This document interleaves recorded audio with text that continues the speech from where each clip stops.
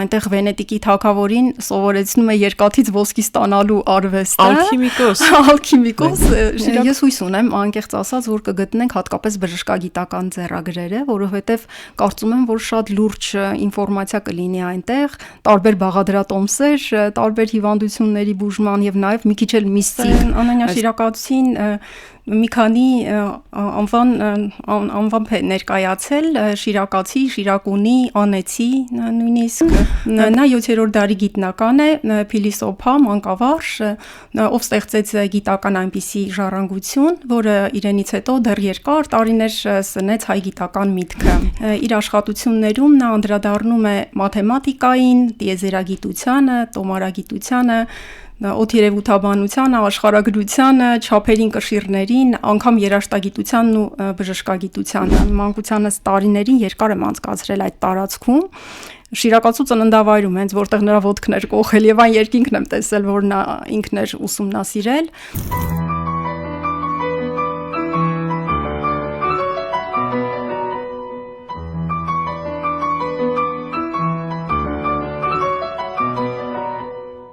Հանրային ռադիոյի եթերում Արարատյան հայրապետական թեմի ինքնություն հաղորդումն է, բարև ձեզ, ես Նոյամին եմ, սիրելի ունկնդիրներ, այսօր կրկին ինքնության տաղավարում խոսելու ենք մեր երախտավորներից մեկի մասին։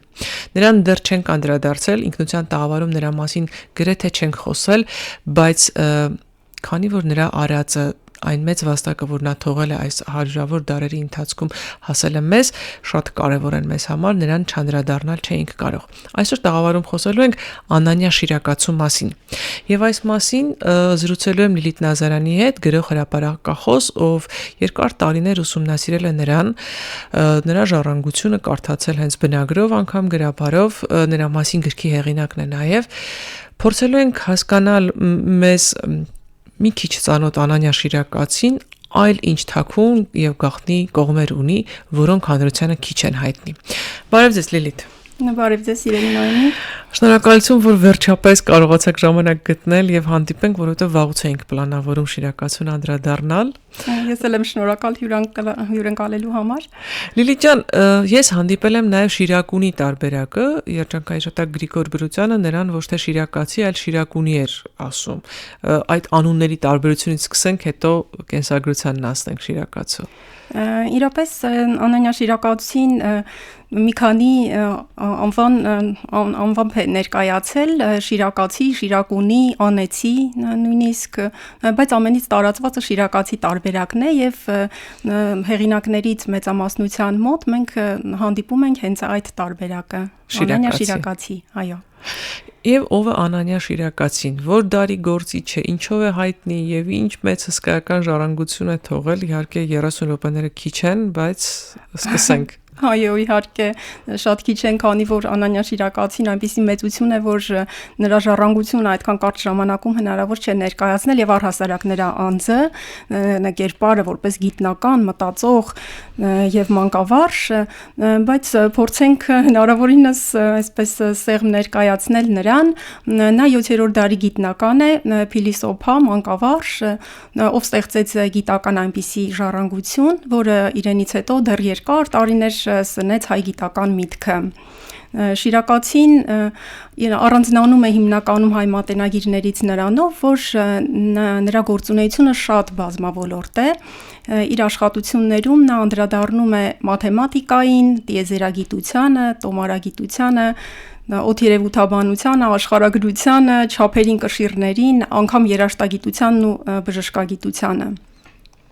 Շիրակացին իրականում միակն է մեր մատենագիրներից, ով մանրամասն թողել է իր ինքնակենսագրությունը, եւ դա եւս փաստում է այն մասին, որ նա շատ հեռատես եւ խելացի անձնավորություն էր, բացի իր ժառանգությունից նաեւ իր անձի մասին է տեղեկություններ թողել։ Ինչի համար պիտի շնորհակալ լինենք, որովհետեւ գիտնականի կենսագրությունը մանավանդ վաղ միջնադարյան մարդկանց կենսագրությունը հավաքելը շատ բարդ է։ Շատ բարդ է եւ ինքն է անմիջապես հայտնում իր կենսագրական տվյալները, ոչ թե այլ մատենագիրներ, եւ բնականաբար ավելի ստույգ տվյալներ են։ Ինքնակենսագրությունից իմանում ենք, որ Շիրակացին ծնվել է 605-ից 610 թվականներին, հստակ թիվը նշված չէ, բայց տվյալներից ելնելով կարելի է ենթադրել, որ հենց այդ թվականների միջակայքում է ծնվել եւ մահացել 685-ից 90-ական թվականներին։ Ծնվել է Շիրակի շրջանի Անեանք գյուղում, որը ներկայիս Շիրակավան գյուղն է, այսինքն Հայաստանի եւ Թուրքիայի սահմանում է հիմա գտնվում այդ տարածքը։ Նրա հոր անունը եղել է Հովանես, այդպես էլ նշում է ինքնակենսագրության մեջ, այլ տվյալներ չկա։ Քույրեր, եղբայրների մասին որևէ տվյալ չունենք, հավանաբար ունեցել է, որովհետև միջնադարում բնականաբար շատ երեխաներ են ունեցել, բայց նշված չէ ոչինչ։ Նախնական կրթությունը ստացել է Դպրևանքի դպրոցում, որը իր ժամանակի համար եղել է շատ նշանավոր մշակութային կենտրոն, եւ դեռ ուսումնառության տարիներից Անանյա Շիրակացին աչքի էր ընկնում իր բնական գիտությունների նկատմամբ մեծ հետաքրքրությամբ, իսկ մաթեմատիկան նա անվանում էր բոլոր գիտությունների մայրը։ Մի րոպե, բայց այդպիսի գիտնական դառնալու համար նա դարձավ հոգևորական, վարդապետ էր։ Այո, նա նաև վարդապետ է եղել, թեև շատ տվյալներ չկան նրա վարդապետական այդ գործունեության մասին, ավելի շատ գիտամանկավարժական, հետազոտական եւ գիտական գործունեության մասին տվյալներ կան, այդ պատճառով գուցե հենց անդրադառնանք նրա այդ գործունեություններին։ Որ մեր ունկնդիրներն էլ հասկանան, որ երբ որ ասում ենք Անանյա Շիրակացի, դա միայն գիտնական չի, դա հոգևորական գիտնական է։ Նա հոգևորական է, հայ առաքելական եկեղեցու հետևորդ, ունի կրոնական աշխատություն, շարականների հեղինակ է, Թավմիզյանի կարծիքով շարակնոցում մոտ 200 շարական պատկանում է Անանյա Շիրակացուն, հիմնականում դրանք նվիրված են Վարդավառի տոնին, Հարության ծեսին եւ Հոգեգալստյան առաջին օրերի ծեսերին։ Նա նաեւ արձակ եւ չափածո բանաստեղծական տեքստերի հեղինակ է շարականների հետ մեկտեղ, այսինքն նաեւ ստեղծագործական գործունեություն է ունեցել եւ հոգեվոր ոլորտի անձնավորություն է եղել։ Բացի այդ, որոշ գիտնականներ նրան համարել են մատերիալիստ, հատկապես խորհրդային իշխանության տարիներին, բայց դա բոլորովին չի համապատասխանում իրականությանը, նա քրիստոնեական առաքելական եկեղեցու հետևորդ է եւ իդեալիստ հեղինակ, գտնելով, որ ամեն ինչ աշխարհը եւ աշխարհում գոյություն ունեցող ամեն ինչ Արարչի կողմից է արարված եւ աստվածային օրենքները դեմ չեն բնության օրենքներին։ Նա համադրել է կրոնն ու գիտությունը, ամենահետաքրքիր հեղինակն է, որը համադրել է կրոնն ու գիտությունը իրար հետ եւ նույն ուղղությամբ այսպես տարել է կրոնական եւ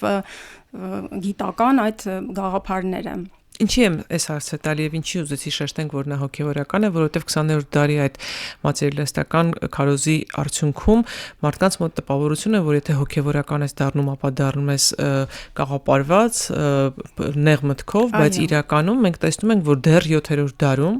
Անանյա Շիրակացու նման գործիչ ունենք, որը ոչ միայն փայլուն հոգևորականներ, վարդապետ եւ շարականագիր եւ քարոզներ եւ մեկնություններ տվող խրատներ ունի նաեւ գրված կրոնական բնույթի, այլ նաեւ մաթեմատիկոս էր, տիեզերագետ էր, աշխարհագրագետ էր, ամենա բնագիտական շատ լուրջ ուղղությունների հեղինակ եւ նաեւ նորարար, որովհետեւ չի կրկնել նախկին մատենագիրներին եւ իր ժամանակաշրջանում հայտնի հեղինակություններին, այլ երբեմն նույնիսկ քննադատում է նրանց կարծիքները, օրինակ Պտղոմեոսին է շատ քննադատում եւ առաջ է բերում իր գաղափարը, ապացուցելով այն, որ իր գաղափարն ավելի ճիշտ է, քան այդ ժամանակվա հեղինակությունների կարծիքները, այսինքն այդ դոգմատիկ եւ կարծրատիպային մտածողությունից նա առաջ է անցնում եւ իր ժամանակաշրջանից նույնիսկ դարից է առաջ անցնում եւ տալիս այնպիսի հետաքրքիր եւ ճշգրիտ գիտական գաղափարներ ու մոտեցումներ, որ մինչ այժմ շատ զարմանալի է։ Այսինքն Պտղոմեոսին քննադատելով, բայց այդ ժամանակ Պտղոմեոսյան մաթեմատիկայի դարաշրջաններ չէ, հիմնված Պտղոմեոսի գաղափարների վրա, բայց այո, նաև Պտղոմեոսի եւ մյուս բոլոր հույն հեղինակներին երբեմն քննադատում է եւ առաջ բերում իր դիտարկումներով ստացված իր տեսակետները եւ ապացուցում է դրանք իսկապես գիտական մոտեցմամբ է ապացուցում։ Եվ դասագիրք ստեղծես անգամ մաթեմատիկայի։ Այո, իհարկե ոչ միայն մաթեմատիկայի, նա բացի մի քիչ կենսագրության անդրադառնանք, երբ որ ավարտում է դպրեվանքի դպրոցը, ուզում է շարունակել իր գիտելիքները, ավելի խորացնել եւ քանի որ Հայաստանում չկար բարձրագույն կրթության, այսպես կոչված երկրորդ մակարդակը քառյակ գիտությունները, դրանք էին թվաբանությունը, երկրաչափությունը, երաժշտությունն ու տիեզերագիտությունը, նա մեկնում է Տյուկիկոսի Հունաստան եւ հույն գիտնականին աշակերտում 8 տարի Տյուկիկոսի մոտ սովորում է, ձեռք է բերում բազմաթիվ գիտելիքներ, որովհետև պատմում է ուսուցչի մասին, թե նա որքան տարբեր բնագավառների գրքեր է ունեցել եւ որքան գիտելիքների է տիրապետել։ Շիրակացին այդ ամբողջ գիտությունը ստանում է Տյուկիկոսից եւ վերադառնում Հայաստան։ Հայաստանում բացում է իր դպրոցը, իր բարձրագույն դպրոցը եւ հենց այդ ժամանակ էլ լրացնում է մեր ուսումնակրթական համակարգի այն բացը, որ քառյակ գիտությունները չկային Հայաստանում, միայն եռյակներ գործում։ Գիտեք թվաբանությունը, ես գիտեմ, բայց մենու կնդիրներն թվաբանությունը, տրամաբանությունը, ռետորական արվեստը, հիմնականում դրանք էին հումանիտար ուղղությամբ էր, այսինքն զարգացած մեր կրթական համակարգը, իհարկե մաթեմատիկական, տիեզերագիտական որոշ գիտելիքներ էին տալիս դպրոցներում, բայց դրանք այդքան էլ հանգամանորեն չէին ուսումնասիրում։ Իսկ Շիրակացու հենց ամենամեծ վաստակը նրանում էր, որ նա կարողացավ քառյակ գիտությունները բերել Հայաստան, հիմնելով իր բարձրագույն դպրոցը, որն իր նախադեպը չուներ Հայաստանում, եւ ընդ որում կարելի ասել, որ այդ դպրոցը եվրոպական միջազգային չափանիշներով էր, չափանիշներին համապատասխանում էր, նույնիսկ առաջ էր անցնում նաեւ դրանից։ Ունենք իր աշակերտների մասին ինչ-որ տվյալներ, ովքեր են իր գործը շարունակողը եղել։ Աշակերտների մասին հստակ տվյալներ չունենք, բայց երբ բացում է դպրոցը, բնականաբար Հայաստանի տարբեր մարզերից գալիս են երիտասարդներ, սովորում են եւ զինվում են գիտնական մանկավարժի տված այդ գիտելիքներով, գնում են, բացում են իրենց դպրոցները, բայց մանրամասն տեղեկություն չկա հենց կոնկրետ որ աշակերտն է, որ հետևորդն է Շիրակացու։ Այդպես Շիրակացու թողած աստղագիտական եւ տիեզերագիտական այդ գիտելիքները ինչքանով են դեռ նորոգ արդի այսօր։ Ամենամեծ գործը, որ արել է Շիրակացին, բնականաբար մաթեմատիկայից հետո տիեզերագիտական ոլորտում է։ Տիեզերագիտության մեջ իհարկե այն ժամանակ ներկայիս համեմատ այլ գաղափարեր երկրակենտրոն համակարգն էր գործում, ինչպես գիտեք միջնադարում, որ երկիրը գտնվում է տիեզերքի կենտրոնում, իսկ բոլոր արեգակը լուսինը եւ մնացած մոլորակները պտտվում են երկրի շուրջը։ Շիրակացին չէր կարող այն ժամանակ հելիոցենտրիկ համակարգը նշել, որովհետև բոլոր հեղինակների մոտ դա էր տարածված, բայց նա առաջ է քաշել երկրի գնդաձևության գաղափարը, նմանեցնելով ձվին երկիրը, ասում է, որ ինչպես ձվի դեղնուցը այսպես կլոր գտնվում է մեջտեղում, սպիտակուցը նրա շուրջը, իսկ կոշտ կեղևը շրջափակում է այն 4 կողմից, նույնպես եւ տալիս է նույն անալոգիայով երկրի կառուցվածքը, որ գնդաձև երկիրը գտնվում է կենտրոնում, օդը նրա շուրջը, իսկ երկինքը, այդպես այդ կարծր կեղևը երկնքի հետ է համեմատում, շուրջ բոլորը արդեն սահմանափակում է։ Եվ ասում են ինչպես խնձորի վրայից չեն սայթաքում ճանճերը, այնպես էլ մարդիկ այդ գնդաձև երկրի վրայից չեն սողում։ Չեն սահում, որովհետև երկիրը պահում է իր հավասարակշռությունը։ Ավելի հետաքրքիր գաղափարներ է տալիս, այսինքն ճիշտ է բացատրում նա ծիրկաթնի երևույթը տիեզերագիտության մեջ, այն ժամանակ ընդունված կարծիքների համաձայն հիմնականում խորհրդապաշտական ձևով էին նկարագրում ծիրկաթինը, իսկ Շիրակացին սկզբում բերում է այդ առասպելաբանական, այդ խորհրդապաշտական տեսակետները եւ հետո հերքում դրանք, ասելով, որ պետք չէ դրանց հավատալ, քանի որ անիմաստ է դրանց հավատալը, դա բնական երևույթ է եւ դա փոքր եւ մեծ աստղերի խմբավորում է ու շատ մեծ հեռավորության վրա գտնվելու պատճառով այն այսպես համաչափ լույսով է երևում։ Այսինքն գալակտիկան ֆիքսել էր դեռ 7-րդ դարում։ Այո, դա շատ մեծ ձեռքբերում է, որովհետեւ դրանից 10 դար հետո 1609 թվականին, երբ Գալիլեո Գալիլեյը հայտնաբերեց աստղադիտակը, այդ ժամանակ միայն դիտեցին աստղադիտակով եւ համոզվեցին, որ իրոք Ծիրկաթինը դա մանր աստղերի խմբավորում է։ Եվ ոչ թե թափված հարդի կամ թափված կաթի ճանապարհ, թափված կաթ կամ այլ առասպելաբանական որևէ բան։ Կայծակի երևույթին է շատ հետաքրքիր նկարագրություն տալիս 7-րդ դարում, երբ լույսի եւ ձայնի արագությունները ընդհանրապես դեռ պարզված չէին, դա 18-ից 19-րդ դարերում են գիտնականները հայտնաբերել։ Նա ասում է, որ կայծակի ժամանակ մենք սկզբից հուրն ենք տեսնում, հետո որոտմունք է լսում եւ բացատրում է այսպես, որ մարդու աչքը ավելի արագ է տեսնում լույսը, այսինքն հուրը լույսը, իսկ ինչ որ ժամանակ է հարկավոր, որպեսզի ականջին ձայնը հասնի։ Այսինքն արդեն կռահել է եւ հասկացել, որ լույսն ու ձայնը ունեն իրենց արագությունները եւ լույսի արագությունն ավելի մեծ է, քան ձայնի արագությունը։ Աշխարհացույցը ամենահայտնի ստեղծագործություններից մեկն է այսօր մեր օրերում, երբ որ շիրակացու մասին խոսում ենք, դա ինչի մասին է։ Աշխարհացույցը իրականում որոշ հեղինակներ աշխարհացույցը գտնում են, որ աշխարհացույցը Մովսես Խորինացին է գրել, բայց շատ հեղինակներ եւ ինքս էլ բավականին ուսումնասիրեցի այն եւ հիմա համոզված եմ, որ դա Անանյա Շիրակացու գրչին է պատկանում։ Աշխարհացույցը երկու մասից է բաղկացած։ Առաջին մասը երկրագիտական բնույթի է, այսինքն տրված է այնտեղ երկրի կառուցվածքը, կլիմայական պայմանները, ջրագրություն, լեռնագրություն, այսպես բնական ռեսուրսների մասին, որոշակի ինֆորմացիա ֆլորայի, ֆաունայի, իսկ երկրորդ մասում նա տալիս է իր ժամանակաշրջանում հայտնի երկրների ցանկը, 3 մայրցամաք է առանձնացնում, 3 աշխարհամաս է առանձնացնում, Եվրոպան, Լիբիան եւ Ասիան, Լիբիան դե Աֆրիկան է։ Եվ տալիս է այդ երկրները, այո, այն ժամանակ Աֆրիկան Լիբիա է կոչվել։ Տալիս է այդ աշխարհամասերի երկրները իրենց մանրամասն նկարագրություններով, բայց չի ասում, որ այլ աշխարհամասեր չկան, այն ինչ որ դեռ հայտնաբերված չէ, նա անվանում է անծանոթ երկիր եւ անծանոթ օվկիանոս։ Ասում եմ, այսինքն թույլ է տալի այդ մտածողությունը, որ դեռ անծանոթ, այո, դեռ կան չհայտնաբերված տարածքներ, որոնց նա անվանում է անծանոթ երկիր եւ անծանոթ օվկիանոս, որովհետեւ տալիս է հայտնի օվկիանոսները, ծովերը, մայրցամաքն, այդ աշխարհամասերը, երկրները, նկարագրում է այդ բոլոր երկրների աշխարհագրական այդ պարամետրերը, բայց ասում է նաև, որ անծանոթ երկիր ու անծանոթ օվկիանոս էլ կա։ Իսկ աղբյուրներ նշում են, որտեղից այդ ինֆորմացիան, թե ուղղակի նկարագրող պատմողական։ Հա, պատմողական, բայց նաև որոշակի աղբյուրներ են նշում, բայց ամենից շատ անդրադառնում է աշխարհացույցում մեծ հայքին։ Հենց զուտը ու հետաքրքիրն այն է, որ նա մեծ որ Հայաստանին անդրադառնում է ոչ թե իր ժամանակաշրջանի տարածքային տարածքով, որովհետև դե գիտեք 5-ից 7-րդ դարում Հայաստանը պարսկաբյուզանդական լծի տակ էր եւ բավական փոքր էր Հայաստանի տարածքը այդ ժամանակ։ Նա նկարագրում է ծովից ծով Հայաստանը եւ իր 15 նահանգներով, նշում է նահանգները, նշում է գավառները,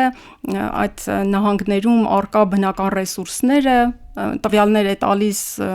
կենթանական, բուսական աշխարհի մասին, կլիմայական պայմանների մասին, լեռների, լճերի եւ այլն։ Իմ կարծիքով նա հատուկ է նշել այդ մեծ մեր հսկայական տարածքը ավելի շատ ազգային գաղափարախոսական նպատակներից ելնելով, որ ցույց տա, որ տարածքի ամբողջականությունը մենք պիտի նորից ոնց որ վերականգնենք Հայաստանի տարածքի, այդպես եմ կարծում, որովհետև նա այնքան հայրենասեր անձնավորություն էր, որ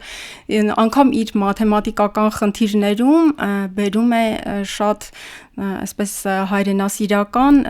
տվյալներ, հիմնականում հայոց զորքը ինչպես է հաղթում պարսից զորքին կամ եւ այլն, ու խնդիրները կառուցում են տենց շատ կենցաղային եւ կենցաղային եւ պատմական տվյալների վրա ու բոլոր տեղերում հայրենասիրությունն է զգացվում։ Հենց դրա համար էլ կարծում եմ, որ աշխարհացույցում էլ հայրենասիրական ազգային գաղափարախոսական նպատակով է բերել դա ամբողջական տարածքը էլի մեր։ Իսկ բժշկության հետ առնչություններ ունեցել է Շիրակացին։ Բժշկության հետ, ուրեմն իրականում երբ որ խոսում է իր ուսուցչի մասին, Տուկիկոսի մասին, ասում է, որ այնտեղ շատ բժշկարաններ, բժշկագիտական գրականություն կար եւ երևում է, որ շատ է հետաքրքրված եղել բժշկագիտական աշխատություններով, բայց քանի որ շիրակացու աշխատությունները մեզ ամբողջությամբ չեն հասել, նույնիսկ այնտեղ մաթեմատիկայի դասագիրքը եւ այլն կրճատ որոշ տեղեր կան, տիեզերագիտության մեջ է դա երևում, այլ տեքստերում տոմարագիտական եւ այլն, շատ հնարավոր է, որ նա գրել է նաեւ բժշկագիտական աշխատություններ, որոնք մինչ այժմ հայտնաբերված չեն, բայց ես կարծում եմ, որ մի գաղտնի գրագրարանում դրանք կան, ինտուիցիայով եմ ուղղակի զգում։ Հա, այն մտքից ելնելով, որ ձեռագրերը չեն այրվում։ Հա, չեն այրվում, ինձ թվում է պահպանված է, միտեղ դեռ հայտնաբերված չի, Աստված տա, որ ինչ-որ մեկը կարողանա դա հայտնաբերել։ Նրա անվան հետ են կապում համասփյուռ ծաղկի այդ երևույթը, իհարկե որոշ չափով համասփյուռի մասին առասպելը պատմեք, որովհետև շատ հետաքրքիր որ հասկանան թե ինչ ենք հիմա կարևորը։ Հա, դա անանյա շիրակացու հետ կապում են հենց համասփյուռ ծաղիկը, ծաղկի առասպելը։ Չեմ կարծում այդքան էլ առասպել է, ես կարծում եմ, որ այդ բուսատեսակը իրոք գոյություն է ունեցել եւ նա Այրարատ նահանգի Ձողակերտ վայրից գտել է համասփյուռը, ինչը իրենց ներկայացնում այդ համասփյուռ ծաղիկը, այն ուրեմն ունի արմատ եւ 12 ոստ, այդպես է նկարագրվում, 12 թերթիկներ, որոնցից յուրաքանչյուրը մի գույնի է։ Ու ասում են, որ ծիածանի բոլոր գույները կան այդ ծաղկի վրա եւ նրանով բուժվել են այն ժամանակվա շատ լուրջ հիվանդությունները, կույրերը, կաղերը, խելագարները, դե դիվահարներ շատ են եղել, այդ դիվահարություն են անվանում հոգեկան հիվանդությունները, չէ՞, այն ժամանակ այդ ծաղկի միջոցով են բուժվել։ Բացի այդ ասում են, որ ծաղիկը նաեւ ուժ եւ իմաստություն է հաղորդել, տվյալ կա նույնիսկ ծովի վրա քայլելու ունակություն, այսինքն այդպիսի նաեւ մի քիչ էլ միստիկ երևույթներ են կապում այդ ծաղկի հետ, իսկ շիրակացին այն օգտագործել է, ընդհանրապես ասում են, որ զբաղվել է բուսաբուժությամբ, տարբեր բույսերով եւ կարողացել է հիվանդություններ բուժել, նաեւ օգտագործել է համասփյուռ ծաղիկը։ Հետաքրքիր, ճիշտ է, որ շիրակացին 2 անգամ է վարդապետական կոչում ստացել, ասում են, որ աստիճանով գնացել, բարձացել, հետո ինչ որ մի ինքն իրենից դժգոհ է եղել, որպես հասարակ մարդ գնացել ու նոր վանք է մտել, եւ քանի որ այն ժամանակ սոցցանցեր չկային, նկարներով մարդիկ իրար չեն անում եւ նորից աշակերտելով, նորից բարձրացել այդ աստիճանը։ Այո, հնարավոր է, որ լինի այդպես, դե իր ինքնակիսագրության մեջ էլ նշվում է հենց վարդապետ անանյա շիրակացու կյանքի մասին, ոնց որ այդ տվյալները, հնարավոր է, որ 2 անգամ վարդապետ դարձած լինի, բայց շատ ստույգ ես ինքս չունեմ, հիմա չեմ կարող հստակ պատմական որևէ աղբյուր ձեզ բերել, բայց նաև համադրել է գիտությունը եւ այնքան մեծ ժառանգություն է տվել, որ նա շատ ժամանակ իր ժամանակի մեծ մասը կարելի է ասել, որ տրամադրել է գիտական ուսումնասիրություններին, հետազոտություններին, դասագրքեր եւ ուսումնական ձեռնարկներ կազմելուն Եվ նաև այսպիսի մի բան էլ կա իր ինքնակենսագրության մեջ, որ իրեն այդքան էլ չեն գնահատում իր ժամանակագիցները, անգամ պարսավանքի խոսքեր էին ասում իմ մասին, այդպես է հենց նկարագրում, ոչ մեկ մեծարող գտնվեց իմ հանդեպ, այդպես է ասում, եւ պարսավանքի խոսքեր էին ասում, ու էլի մի ավանդություն կա, որ այդ ժամանակ ասես վիրավորվում է եւ թողնում է Հայաստանը, գնում Վենետիկ, այնտեղ Վենետիկի թագավորին սովորեցնում է երկաթից ոսկի ստանալու Ալքիմիկոս, շիրակացուն որպես ալքիմիկոս են ներկայացնում, իհարկե էլի այս տվյալը այդքան էլ ստույգ չէ, բայց շատ հնարավոր է, որ լինի, որովհետև մենք ալքիմիային ուրիշ կերպ ենք վերաբերում իրականում, բայց դա ի վերջո պիտի հիշել, որ հենց քիմիայի հիմքն է։ Այո, հենց քիմիայի հիմքն է եւ քանի որ նա շատ լավ էր տիրապետում տարերի հատկություններին, առաջ քաշելով նաեւ 4 տարերքների մասին ուսմունքը եւ տարերը եւ ֆիզիկան, քիմիան կա նրա աշխատություններում, կարելի է ենթադրել, որ նա ալքիմիայով է զբաղվել եւ երբ որ թագավորին Վենետիկին սովորեցնում է այդ արվեստը երկաթից ոսկի ստանալու, թագավորը իմանալով արդեն այդ գիտելիքը որոշում է նրան սպանել, որպեսզի այլ տեղեր չհայտնի, գաղտնի պահի, իսկ շիրակացին խնդրում է իրեն չսպանել, միայն ասում է, որ գաղտնիքը չի հայտնի, երդվում է, որ չի հայտնի գաղտնիքը եւ ընդհանրապես խնդրում է, որպեսզի մի ոսկե դրամի վրա իր պատկերը դաջեն եւ նա դրանով բավարարված կլինի։ Եվ ասում են, որ Ելդս կոչվող այդ ոսկե դրամի մի երեսին կնկուղով պատկերը դա շիրակացու պատկերն է։ Կա այդ Այո, կա այդ մետաղադրամը, ճիշտ ասած, բայց այդ մետաղադրամի ես ուզեցա գտնել մետաղադրամ, որ գրքում էլ դնեի, չեմ գտել։ Չնայած հնարավոր կլինի այդ ինֆորմացիան կա ամեն դեպքում, որ շիրակացու պատկերը դաջված է։ Հետաքրքիր, այդա պետք է գտնել, որովհետև գոնե կունենանք թե ինչ տեսք է ունեցել մեր մեծ երախտավորը։ Այո, որ կան հիմա եւ նկարները, չէ, եւ մատենադարանի արձանը։ Դե արձանը իրականում ըստ ստեղծագործողի, ըստ քանդակագործի կամ ճարտարապետի երևակայության արդյունքում ես էլ եմ մոտավոր այդպես պատկերացնում շիրակացուն ու պատկերացնում եմ նրան անընդհատ այսպես իր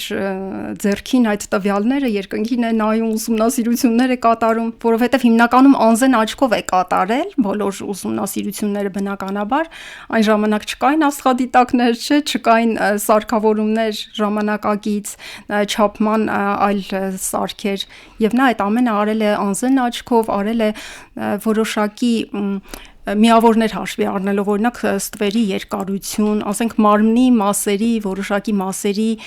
երկարությունները, օրինակ ուսի լայնք, արմունկից մինչև ուս երկարություն կամ քայլի, մարդու քայլի երկարություն եւ այլն, այդպես են կատարվել չափումները եւ գրեթե ստույգ պատկերացրեք, գրեթե ստույգ են կատարվել բոլոր տեսակի չափումները, այդ տիեզերագիտական եւ տոմարագիտական շատ զարմանալի է, որ առանց ժամանակակից տեխնոլոգիաների կարողացել է շիրակացին այդքան հաշվարկներ անել։ Անցած օրը մեկը ինձ հարցնում է, ասում է, եթե եկեղեցին աստղագուշակությունը չի ընդունում, ինչու եկեղեցական օրացույցի մեջ համաստեղությունների ցանկով նշված ձգան համաստեղություն, խոյի համաստեղություն եւ այլն եւ այլն, շիրակացին համաստեղություններին անդրադարձ ունի։ Իհարկե ունի, բայց շիրակացին ինքն էլ 7-րդ դարում քննադատում է այդ աստղագուշակությունը, համարելով այն, որ դա եկել է քաղդեացիներից, քաղդեացիների արվեստն է եւ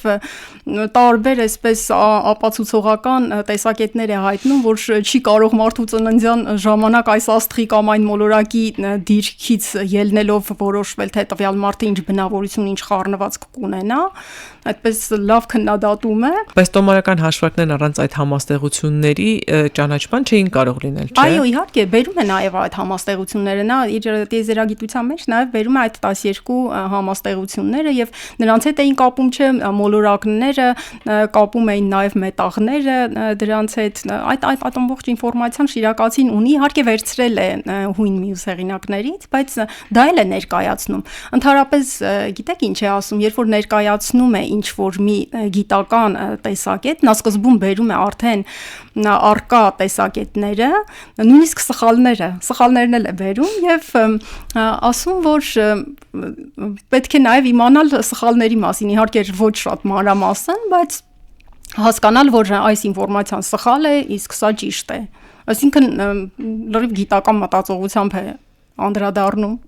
բոլոր ոլորտներին։ Շիրակացուն վերագրում են, երբեմն շիրականություն են վերագրում, երբեմն Դավիթ անհաղթին են վերագրում յոթնագրյանք կոչվող, բայց անհայտ մնացած այդ ինչ-որ ստեղծագործություն, որը շատ պարուրված է գաղտնիքով, խորհրդավորությամբ եւ այլն։ Արդյոք կապ է ունեցել շիրակացին յոթնագրյանքի հետ։ Կոնկրետ յոթնագրյանք շիրակացվող աշխատություններում չկա, գուցե 6000-յակը, որը ժամանակագրության մեջ է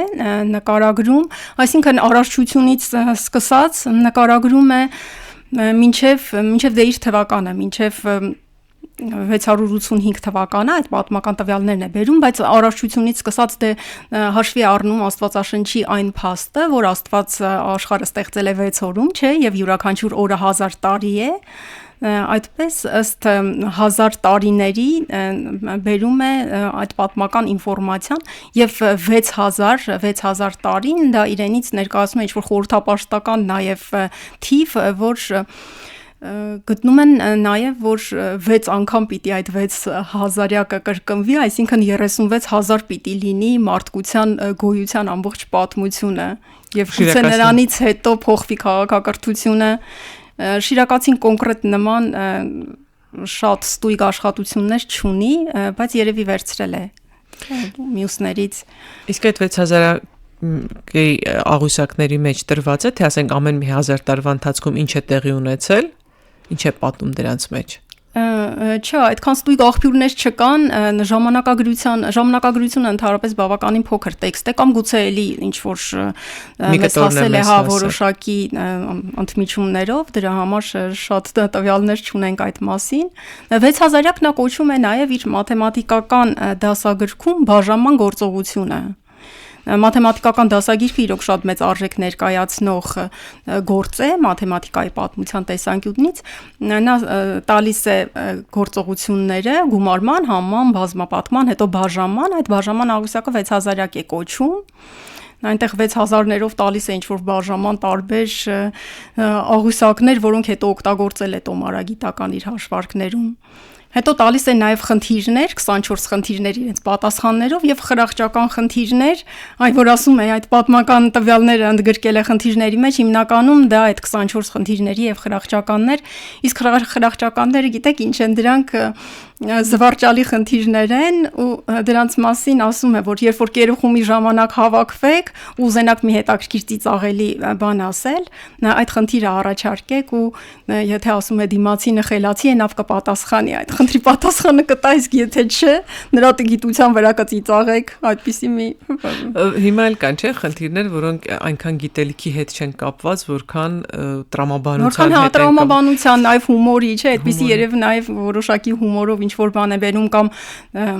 այնպիսի հետաքրքիր խնդիրներ է բերում, որ մարդկանց տրամաբանությունը զարգացնի, մտածեն չկարողանան պատասխանել։ Ասացիք որ շարականներ է հեղինակել, իսկ երաժշտությանը որպես գիտություն առանձին անդրադարձել է։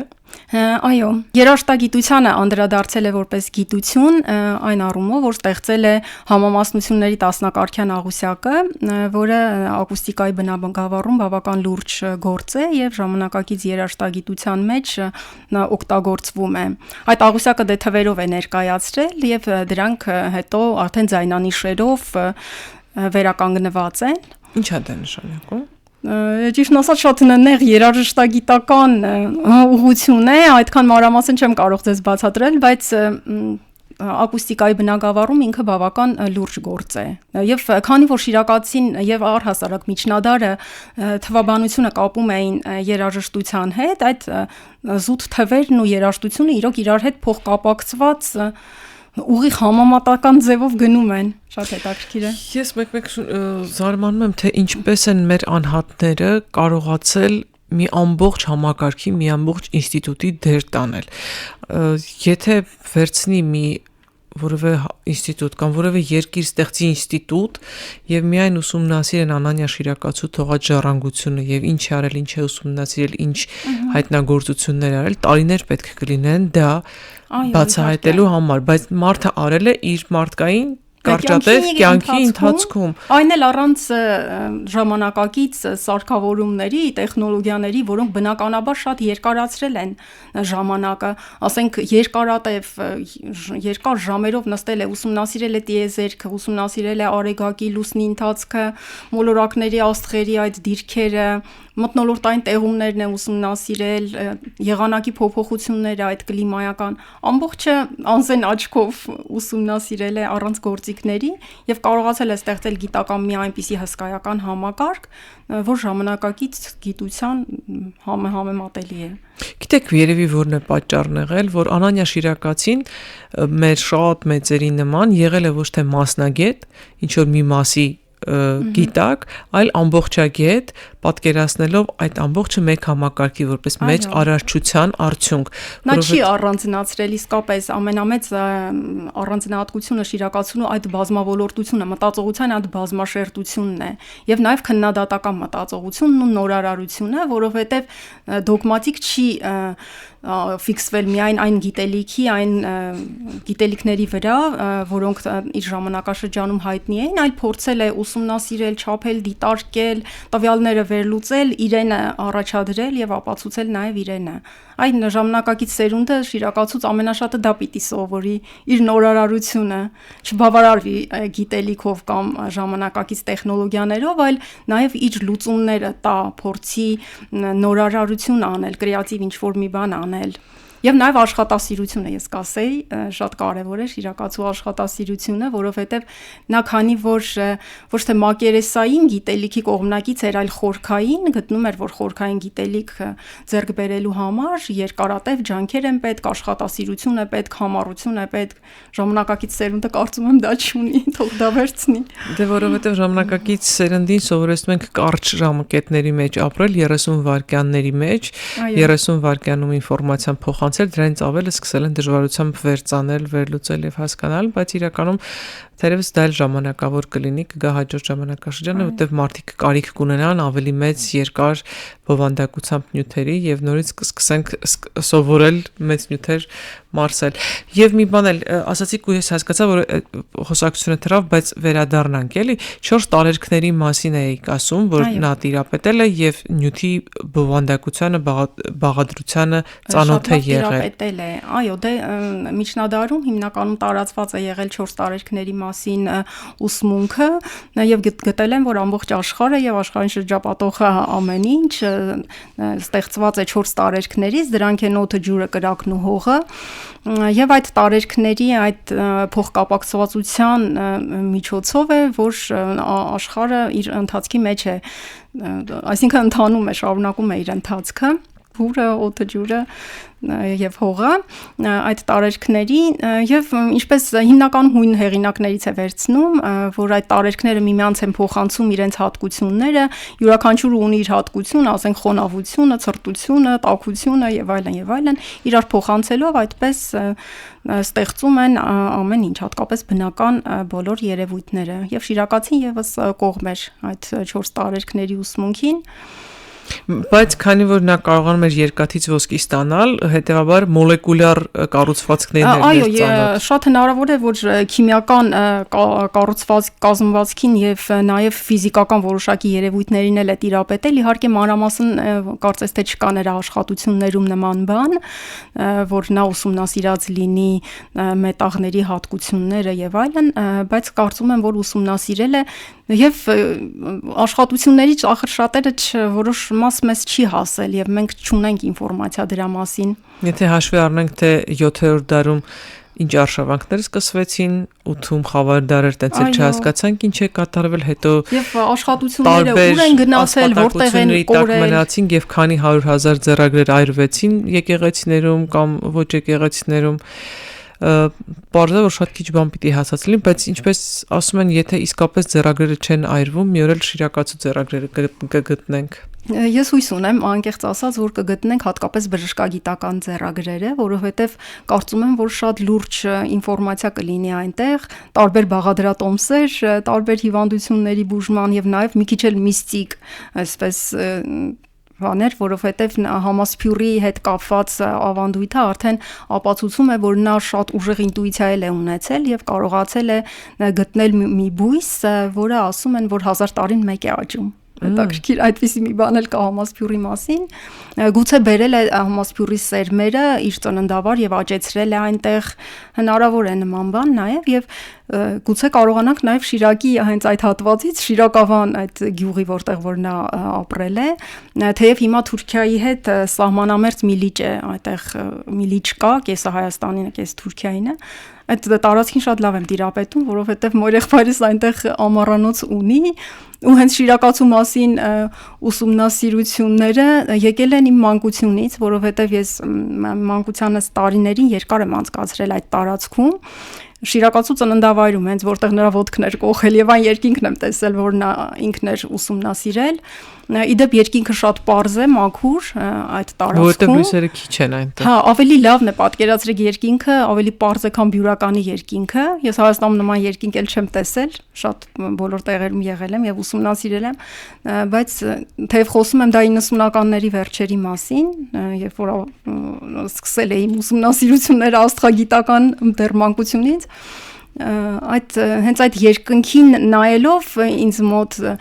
շատ մեծ հետաքրքրություն առաջացավ տիեզերագիտության, աստղագիտության հանդեպ ու գուցե հենց դա էլ հիմք հանդիսացավ, որ ես հետագայում Շիրակացուն ուսումնասիրեմ։ Իր էներգետիկան էլ այդ տարածքի շատ հին տարածք է իդեպ, որովհետև ժայռապատկերներ կան, այդտեղ մի փոքրիկ մատուռ կա նաև։ կան ինչ-որ վաղ միջնադարին բնորոշ կամ վաղ միջնադարից մնացած կառույցներ, որոնք կարող ենք ինչ-որ մի կերպ կապել շիրակացու հետ։ Այդ տարածքում չէ, երևի չգիտեմ։ Գուցե լինեն, բայց մինչ այժմ այդպես ապացուցված չեն, որ հենց շիրակացու հետ են կապված, բայց ինձ թվում է այդ տարածքում իրականում կլինեն շատ էնդեմիկ բույսեր, գուցե եւ համասփյուրն էլ գտնվի, եթե նա սերմերը բերած լինի ձողակերտ վայրից եւ այդ բույսը բազմացրած լինի, հնարավոր է, որ աճի նաեւ Բայց դե հաշվի առնենք, որ 7-րդ դարում էր ապրում 1600 տարի, հիմա ոնց որ միջակայքում են 1400 տարի, հա։ Մի 600 տարի էլ պիտի սպասենք, մինչև հաջորդ անգամ ծաղկի։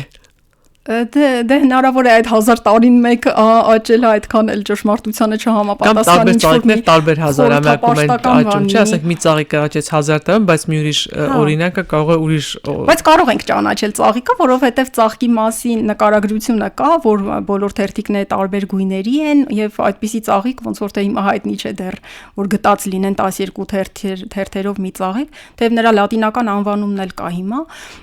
բայց հավանաբար կարող է կա այդ ծաղիկը, մարդիկ անցնում են նույնիսկ ծաղկի կողքով եւ չեն հասկանում, որ դա համասփյուրն է կամ նրա ինչ որ այլ մոդիֆիկացված տարբերակը, չէ՞։ Բայց հետաքրքիր կլինի գտնել։ Իսկ հայտնի է թե որտեղ է ամփոփված շիրակացին։ Չէ, դա էլ հայտնի չէ։ Թվականն էլ նրանով է հայտնի մահվան, որ ժամանակագրության վերջում նշում է 685 թվականը, դրանից հետո էլ ոչինչ չի նշում։ Հավանաբար արդեն ծեր է եղել այդ ժամանակ եւ էլ չի գրել որևէ աշխատություն։ Հստակ տարեթիվն էլ չկա։ Հա, տարեթիվը ֆիքսում ենք այն թվով, որը իր ինքնակենսագրության մեջ վերջինն է ֆիքսվել։ Ոչ թե ինքնակենսագրության մեջ, այլ ժամանակագրության մեջ տվյալ պատմական որպես նշում է այդ թվականը եւ դրանից հետո այլ թվական չի նշում։ Եթե հաշվի առնենք 605-ից 610-ին է ծնվել, այսինքն 80 եւ ավելի ապրել է, գուցե 90, չենք կարող ասել։ Կարող է մեծ տարիքում միայն նվիրվել է վարդապետական իր այդ ծառայությանը եւ այլևս չի անդրադարձել գիտությանը։ Հնարավոր է 90 եւ ավելի տարիներ էլ ապրած լինի, որովհետեւ հաստատ տիրապետած կլինի երկարակեցության մեթոդներին, գաղտնիքներին, այո, կամ համասփյուրի միջոցով հնարավոր կլինի հնարավորություն ունեցած կլինի նաեւ երիտասարդանալու, ասում են, որ այդ ծաղիկը նաեւ երիտասարդացնող հատկություններով է օժտված եղել։ Շատ հետաքրքիր է, չէ՞։ Այնքան եմ ուզում գտնել այն ժամանակ, որ ուսումնասիրում էի շիրակացուն, առաջինը, որ ամենից շատ ցանկացա, դա համասփյուրը գտնելն էր։ Ու իմ ինտուիցիային էի հարցնում, թե արդյոք կա այդ ծաղիկը եւ այլն, բայց եկավ այնպիսի միտք, որ կա ծաղիկը, ուղղակի պետք է գտնել։ Ու Հայաստանի տարածքում է, սահմանամերձ տարածքում է, ինչ որ մի Իդեպ մենք իրական դպրոցի սաների հետ մի նախագիծ էինք անում, որտեղ ուսանողները փորձեցին պարզել, թե ինչ կլիներ, եթե փոքր մհերը դուրս գար, իրենց դա հետաքրքրում էր եւ ստեղծագործություն, հավաքական մի ստեղծագործություն գրեցին դրա մասին, պիես դարձավ, հետո ստուդենտների թատրոնի տեսքով ներկայացրեցին, բայց այնտեղ երեխաները գտել էին համասփյուր ծաղիկը, որի միջոցով փոքր մհերը ինչ որ հետաքրքիր հերոսություն էր կատարում եւ այդ համասփյուր ծաղիկն այնտեղ գտել էր։ Ես եղքին հարցի որտեղից եք գտել, որտեղ իրենք փնտրում էին ինչ-որ մի բույս, ամեն շաբաթ մի անգամ էինք հանդիպում եւ հաջորդ շաբաթ եկան, գիտեք, մենք այսպես մի ծաղկի մասին են գտել անունը համասփյուր, որը կարող էր ոչ բնական, ոչ սովորական լինել եւ գերբնական ինչ-որ հատկություններ ունենալ եւ իրենք պիեսում օգտագործել էին, այո, եւ իրենք պիեսում օգտագործել էին, այսինքն քիչ-քիչ, բայց ամեն դեպքում նոր սերունդին եւս դա ծանոթ է դառնում, գուցե իրենք փնտրել ինտուիցիան գտնեն, հա, ինտուիցիան շատ հետաքրքիր է, բայց հնարավոր է որ նման բան, քանի որ գիտական հետազոտություններով հնարավոր չէ անել միայն ինտուիտիվ։ Դե եթե հաշվի առնենք, որ դեռ 7-րդ դարում Շիրակացին ասում էր, որ երկրագունդը կլոր է, իսկ Եվրոպայում դեռ 16-17-րդ դարում մարդկանց այրում էին խարույկի վրա դրա համար, գուցե հիմա էլ Եվրոպայի կամ աշխարհային գիտությանը հայտնի ինչ որ փաստերից մի բան վերանայենք եւ պարզվի, որ Շիրակացին, ասենք, չգիտեմ, քվանտային ֆիզիկային բնորոշ ինչ որ ձևակերպումներ է տվել, որը 10-րդ դարի վերջի 20-րդ դարի հայտնագործություն լինի։ Իրոք, որովհետեւ օժտված է եղել ոչ միայն ռացիոնալ, այլև իրրացիոնալ մտածողությամբ եւ սկսեի ու նրա ընդհանրապես հոգեբանական տեսակը շատ հետաքրքիր է, որովհետեւ կարողացել է կառավարել իր ռեսուրսները, ժամանակը միջնադարում այդքան այդ դանդաղ ընթացող ժամանակի մեջ նա կարողացել է ստեղծել մի հսկայական ժառանգություն, որ ասենք որևէ գիտնական մի քանի կյանք պիտի ապրեր, որպեսզի կարողանար այդքանը ստեղծել, բայց նրան հաջողվել է։ Եվ սերունդներ, որպեսզի այդ ստեղծածը վերամշակեն։ Այո։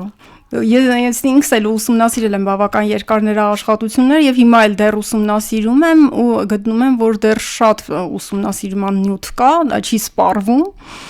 Իսկ շատ բարդ է իր լեզուն։ Եթե գրաբարով կարդան, բավական բարդ է, որովհետև վաղ միջնադարի գրաբարը ավելի բարդ է, քան հետոյի լեզուն։ Ավելի շատ ես ինտուիցիայով եմ պատկերացրեք հասկանում նրա գրվածքները, այդքան շատ արտակարգ չեմ տիրապետում գրաբարին, բայց որ կարդում եմ, արդեն հասկանում եմ, քանի որ գիտեմ ընդհանուր մտածողությունը եւ դե սկզբից աշխարհաբար եմ ընթերցել, հետո նոր եմ անցել բնագրին, որպեսզի արդեն տեղյակ լինեմ, որոշ ինչ-որ բաներ գտել եմ նաև գրաբարի մեջ։ Բայց ձեր օգնականը կա նոր Հայկազյան բառարանը, որը կարող է որպես թարգմանիչ օգնել եւ ավելի հեշտացնել ձեր գործը, էլի։ Այո, իհարկե։ Կամ գուցե կան այլ ձեռագիրեր եւս, նույնիսկ մեր մատենադարանում, որ դեռ հայտնաբերված չեն, որ դրանք շիրակացու գրչին են պատկանում, բայց կարծում եմ, որ դրսում ավելի շատ որևէ գաղտնի գրադարանում հնարավոր է, որ շիրակացու ձեռագրերը լինեն, ուղղակի կամ չունենք հասանելիություն այս պահին, կամ հատուկ թաքնված են պահում, որպեսզի մարդկությունը չկարողանա։ Ես գիտեմ, որ 80-ականներին Մոնղոլիայից Մոնղոլիայի կառավարությունը ֆինանսավորում էր, որ ուսանողներ գան 1 տարվա ընթացքում գրաբար սովորեն։ Դա մի պահ դիտվել էր որպես ժողովուրդների բարեկամության քայլ, բայց հետո մարդով պատմում էր ինձ գիտնական, հենց մենք հարցեցինք, լավ, դուք եկել եք Մոնղոլիայից Երևան, բանասիրության ֆակուլտետում գրաբար եք ուսումնասիրում, որ ինչ, ասում եմ մի օր անկեղծացավ եւ ասեց, որ մեր կառավարությունում կարևորում են ձեռագրերի թարգմանությունը, մեզ մոտ կան հայերեն բավականին շատ ձեռագրեր, դրանք հիմնականում բժշկագիտական ձեռագրեր են, որովհետեւ մենք կարողանանք գնալ, կարդալ, վերլուծել եւ հասկանալ ինչի մասն է, մեզ ուղարկում են այստեղ գրաբար սովորելու եւ ով իմանա, գուցե մոնղոլական արշավների ժամանակ այստեղից տարված այդ թալանած գրականության մեջ գուցե շիրակացու ձեռագրեր լինեն նաեւ։ Ախր Հայաստանը, քանի որ շատ տարբեր լծերի տակ է եղել, հնարավոր է, որ տարբեր երկրներում լինեն հիմա։ Եվ պետականություն չենք ունեցել, որ պետականորեն պահպանության տակ լիներ եւ երբեմն անհատների հույսին մնալով փրկվել են։ Անգամ գիտենք Մշոճառընտիրի մասին այդ մեծ ձեռագիրը, որ երկու կանայք դժվարությամբ բերել են, փրկել են, որպեսզի կարողանանք մենք այդ հրաշքին այսօր առնչություն ունենալ։ Շատ հնարավոր է, որ շիրակացու ձեռագրերն էլ հիմա տարբեր երկրների, ինչ որ տարբեր գրադարաններում պահպանված լինեն եւ քանի որ չեն տիրապետում գրաբարին, կամ հավես չունեն դրան անդրադառնալ կամ հայերին վերագրել, ուսումնասիրել կամ մեզ վերադարձնել այդ ձեռագրերը, շատ հնարավոր է։ Հատկապես բժշկագիտական այդ երկերը, որ շատ լավ կլիներ, որպեսզի գտնվեին։ Ինձ ալքիմիան էլ կհետաքրքրի։ Ոչ թե ոսկի ստանալու համար, ոչ թե ոսկի ստանալու համար, այլ փիլիսոփայական քարը գտնելու համար։ Բայց չի նշվում աշխատություններում, ես երբ իմացա նրա երկաթից ոսկի ստանալու արվեստի ունակության մասին, շատ երկար փնտրեցի աշխատություններում, արդյոք խոսում է փիլիսոփայական քարի մասին կամ կենաց ջրի մասին, բայց նման բան չեմ հանդիպել։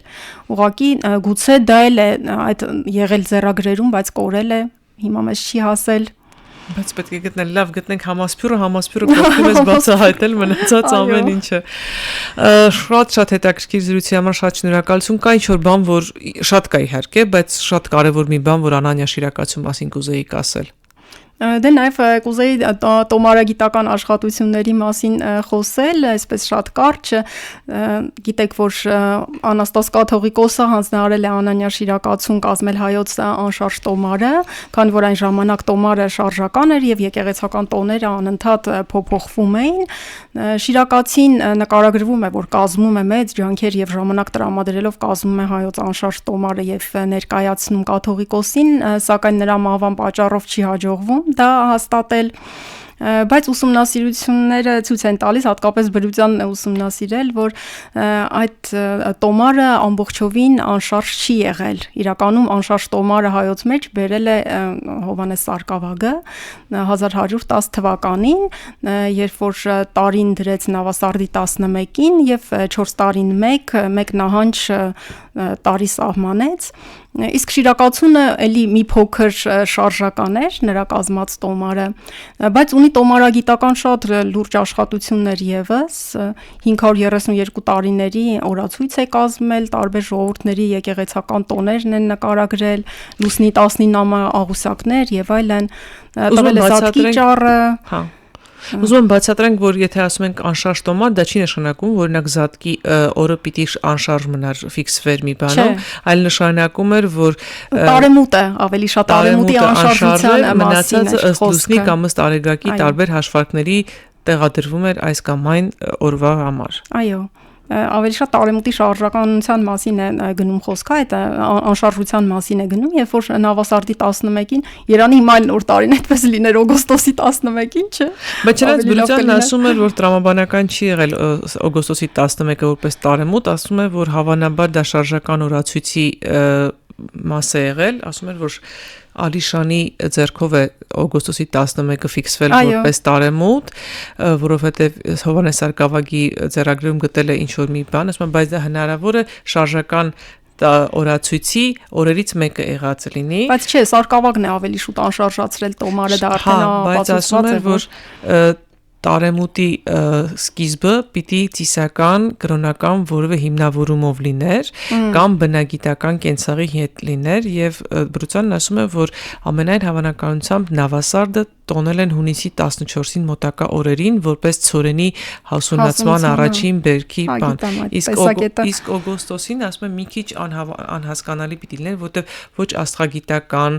ոչ կենցաղային եւ ոչ էլ կրոնագիտական իմաստով հիմնավորում չի ունենում։ Չէ, բայց ունենում է օգոստոսի 11-ը որպես Օրիոնի հայկի համաստեղության այդ երբ հունիսին, դա կապում է հունիսին մեկը, բրությանը դա կապում է հունիսին։ Որքանով է ճիշտ, բայց քարոզերագետ կամ այդ հետազոտություններն ցույց են տալիս, որ դա ավելի շատ կապված է օգոստոսի 11-ի հետ։ Ես տիեզերագետ չեմ, ես ընդհանրապես լրագրող միջնորդ։ Եվ տոմարագիտական աշխատություններում շիրակացին նաև քննադատում է Քաղկեդոնական եկեղեցուն, որ Քրիստոսի ծնունդը դեկտեմբերի 25-ին է նշվում եւ նա հստակ ապացույցներ է բերում, որ հունվարի 6-ին պետք է նշվի Քրիստոսի ծնունդը եւ առաքելական եկեղեցու այդ հայրերի ամբողջ տեսակետները նա պաշտպանում է։ Հա, այսինքն հստակ հաշվարկները կան, հստակ հաշվարկները կան եւ նա ապացույցներ է բերում, որ հենց ծնունդը հունվարի 6-ին է։ Բայց մինչ այժմ էլ կաթոլիկ եկեղեցին հայտնի է, որ կաթոլիկ եկեղեցին քաղաքական նպատակով դա տեղափոխեց, որպեսզի մարդիկ մոռանան։ Դրեց ամսի 6-ին, իսկ ծնունդը 25-ին դեկտեմբերի։ Ամեն եւ մկրտությունը եւ ծնունդը նշում ենք։ Ծնունդն ու հայտնությունը նշում ենք նույն օրը, բայց իրենք տեղափոխեցին դեկտեմբերի 25-ին, որ արևի դիցի օրը մարդիկ մոռանան եւ հասկանան, որ այդ օրը պետք է արարչի ծնունդը նշել։ Բայց ըստ տոմարագիտական հաշվարկների շիրակացին ավելի ճիշտ ապացույցներ է բերում եւ նշում, որ հունվարի 6-ին է եղել Քրիստոսի ծնունդը։ Լիլիթ, շնորհակալություն, եթե մենք այսպես շարունակենք, մեր ունկնդիրները ստիպված կլեն մի քանի ժամ մեզ հետևել, բայց ես առաջարկում եմ հետագայում եւս հանդիպենք, շարունակենք շիրակացու ստեղծագործությունից առանձին քննության ենթարկել, առանձին բերել նրա հայտնագործությունները, որովհետեւ իսկապես հսկայական ծավալի գործ է արված եւ հսկայական ծավալի ժառանգության տեր կարող ենք լինել, եթե ընդունենք այդ կտակը։ Այո, իհարկե։ Ճիշտ ասած, շիրակացու անունը կրող ճեմարանը, որը այս տարի տոնում էր 40-ամյակը, նախաձեռնել է գրքի վերահրատարակումը, Անանյան Շիրակացու իմ հեղինակությամբ գրքի վերահրատարակումը եւ հավանաբար 2026-ին մենք կունենանք նոր գիրք, լրամշակված տարբերակով, իհարկե նոր ուսումնասիրություններով, ու բացի այդ նաեւ նպատակ ունեմ անգլերեն թարգմանելու, որովհետեւ եթե ոչ մենք հայերս, ապա ով պիտի մեր հայոց մեծերին ճանաչեցնի աշխարհին, թեև որ աշխարհը չգիտի հայերեն, մենք պիտի աշխարհին անգլերեն կամ այլ լեզուներով աշխարհը հայերեն չգիտի, գոնե հիմնական լեզուներով անգլերեն, ֆրանսերեն, գերմաներեն պիտի թարգմանվի շիրակացին եւ հանրահռչակվի, այսպես ասած։ Թեև կա գրականություն օտարալեզու շիրակացու մասին, բայց այսպես ամբողջական համապարփակ գրականություն չկա առանձին ինչ որ աշխատություններ, որոնք շատերը հաստատ չեն կարդա կամ շատ գիտական բնույթի են եւ միայն գիտական վերնախավին կհետաքրքրեն, որպեսզի ավելի հանրահռչակենք, ավելի հանրամատչելի գրքի ձևով կարելի է ներկայացնել շիրակացուն տարբեր լեզուներով եւ աշխարհին ճանաչեցնել։ Այնքան գործ ունենք անելու, որ չգիտեմ, մեր կյանքը կբավարարի դրա 1% անելու թե չէ, բայց դա մեզ չպիտի կոտրի եւ մեկը պիտի ստիպի, որ մենք գնանք, անենք, գործենք, ներկայացնենք, ճանաչենք, սիրենք եւ դրանով զորանանք։ Իհարկե։ Շնորհակալություն Լիլիթ հետաքրքիր զրույցի համար։ Ես իմ ունկնդիրներին եւ ակնդիրներին հիշեցնեմ, որ այսօր տաղավարում ես շատ սիրով զրուցում եմ Լիլիթ Նազարյանի հետ, գրող հրապարակախոս, ով իր կյանքի տարիների ընթացքում շատ երկար ժամանակ է տրամադրել Անանյա Շիրակացուն ուսումնասիրելու, նրա ստեղծագործությունները քննելու, նրա կենսագրությունը բացահայտելու ուղղությամբ եւ այսօր սիրով ներկայացրեց ինքնության մեր հետևորդներին։ Ինքնությունը եթերում կլինի հաջորդ շաբաթ ցտեսություն։